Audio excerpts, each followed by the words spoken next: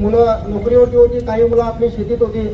आज डेव्हलपमेंटच्या नावाखाली शेतकऱ्यांची शेती हडप केली जाते. आज शेतकरी शेतापासून वंचित झालेला आहे आणि आज आपला समाज अस्तव्यस्त झालेला आहे.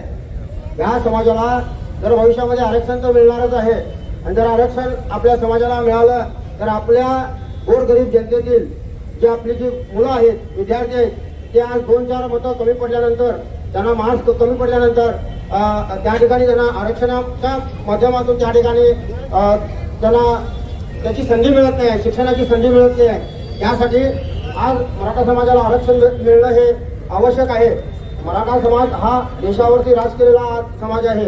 आज देश टिकला आहे, टिकला आहे हे मराठा समाजावरती टिकला आहे, टिकवलेला आहे. छत्रपती शिवाजी महाराजांच्या माध्यमातून 18 पगड जाती 12 बळीदारांच्या माध्यमातून आज देश या ठिकाणी टिकला आहे. या समाजाला आज आरक्षणाची गरज आहे आणि आरक्षण हे दिलं पाहिजे. मराठा समाजानं या अगोदर कोणत्याही जाती धर्माच्या विरोधात त्यांच्या आरक्षणामधलं कधीही आरक्षण मागितलेलं नाही, त्यांचा वाटा मागितलेला नाही आहे. आज आपण पाहिलं असता माझे मराठा बांधव आज त्या महाराष्ट्रामध्ये चिखलामध्ये पावसामध्ये आहेत. आज त्यांना त्या ठिकाणी पाणी मिळत नाही आहे, जेवण मिळत नाही आहे, त्या ठिकाणी त्यांची संडासाची व्यवस्था देखील बंद केलेली आहे. आज कर्नाटक या केंद्र सरकार असेल किंवा राज्य सरकार, महाराष्ट्र सरकार असेल, या ठिकाणी भाजपचं सरकार आहे.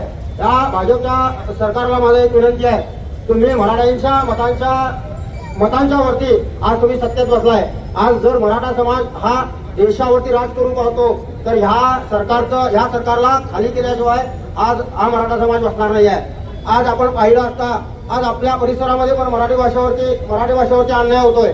आज या ठिकाणी महानगरपालिकेमध्ये भरपूर संख्येनं मराठी भाषिक नगरसेवक त्या ठिकाणी आहेत, परंतु माझी मराठी भाषा इथली या ठिकाणी पुसली जाते. आज येथील मराठी माणसावरती, मराठी भाषेवरती हा अन्याय आहे. मराठा समाज हा असा एक समाज आहे की हा प्रत्येक जाती धर्माला, प्रत्येक भाषेला अवगत करणारा समाज आहे. या ठिकाणी आपण पाहिलं असता प्रत्येक ठिकाणी मराठा समाजावरती अन्याय होतो. हा अन्याय दूर करण्यासाठी आपण सर्वजण, आपण काल सांगितलेलं होतं की हा मोर्चा